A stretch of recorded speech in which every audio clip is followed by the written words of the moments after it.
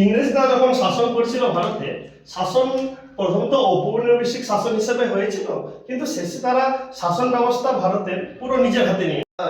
এই পরিস্থিতিতে বিভিন্ন জায়গার লোকাল নেতারা দেখলো যে আমাদের আঞ্চলিক দলগুলো স্বাধীনতা সংগ্রামের জন্য যথেষ্ট নয়, বা ইংরেজদের হাত থেকে বিল, অস্ত্র আইন, এগুলোর বিরুদ্ধে ভারতবাসীদের গর্জে ওঠার দরকার ছিল। ইংরেজদের অত্যাচার বেড়ে যাচ্ছিল, বিভিন্ন আঞ্চলিক দলগুলো গড়ে ওঠার পরেও এই ধরনের ইংরেজদের বিরুদ্ধে আন্দোলন করার সুযোগ পায়নি।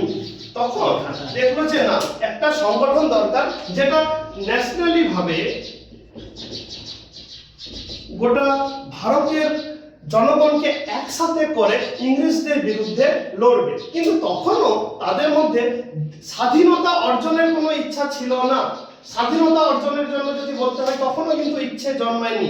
তখন শুধু তাদের দাবি দেওয়া ছিল যে আমরা এমন একটা সংগঠন গঠন করব, যেই সংগঠন আমাদের যেসব ইংরেজদের বিরুদ্ধে ক্ষোভ আছে, অত্যাচার বিভিন্ন জায়গায় হয়, আমাদের দাবি দেওয়াগুলো পেশ করা হবে এবং ইংরেজরা আমাদের উপর যাতে সহানুভূতিশীল হয়।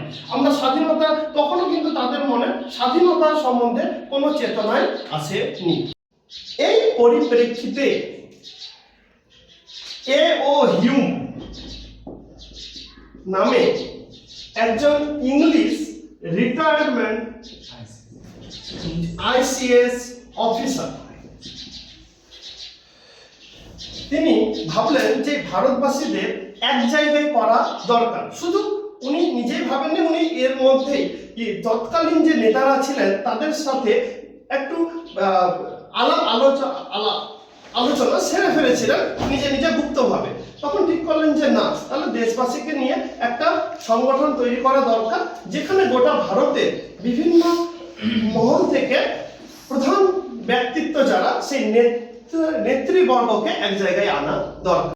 তিনি 1884 সালে প্রথম মাদ্রাজে একটা বৈঠক ডেকেছিলেন। সেখানে 17 জন প্রেজেন্ট ছিল, কিন্তু বিভিন্ন কারণে সেই বৈঠক ভেস্তে যায়। তারপরে উনি ঠিক করলেন 1885 সাল। এই 1885 সালে এই এলেন অক্টাভিয়ান হিউম গোটা ভারত থেকে 72 জন নেতৃবর্গকে ডাকলেন। 72 জনকে নিয়ে ঠিক করলেন যে এমন একটা জাতীয়তাবাদী দল তৈরি হবে যেটা গোটা ভারতকে রিপ্রেজেন্ট করবে। এই নিয়ে তিনি দলটার কথা ভেবে রাখলেন যে এটা নাম দেওয়া হবে INC, ইন্ডিয়ান ন্যাশনাল কংগ্রেস। এই সমাবেশটা হওয়ার কথা ছিল মহারাষ্ট্রের পুনেতে, কিন্তু তৎকালীন কলেরা পরিস্থিতি এই সমাবেশ সেই জায়গায় হতে দেয়নি, এই কলেরা প্যান্ডেমিকের জন্য। পরিবর্তে মহারাষ্ট্রেরই তৎকালীন বোম্বে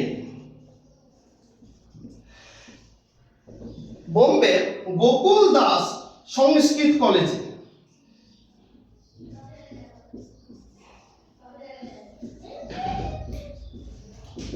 গোকুল দাস সংস্কৃত কলেজে এই 72 জন ডেলিগেটকে নিয়ে শুরু হলো সমাবেশ, যেটার তারিখ ছিল 28 ডিসেম্বর 1885 সাল।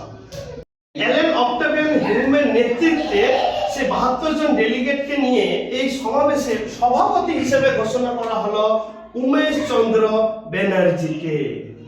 এই উমেশ চন্দ্র ব্যানার্জি ছিলেন তৎকালীন বিখ্যাত উকিল, এবং অনেকে বলে থাকেন এই যে A.O. হিউমের মাথায় এইসব বুদ্ধিটা এসেছিল ডাফরিনের কাছ থেকে, কেননা তৎকালীন ভাইসরয় ছিলেন লর্ড ডাফরিন।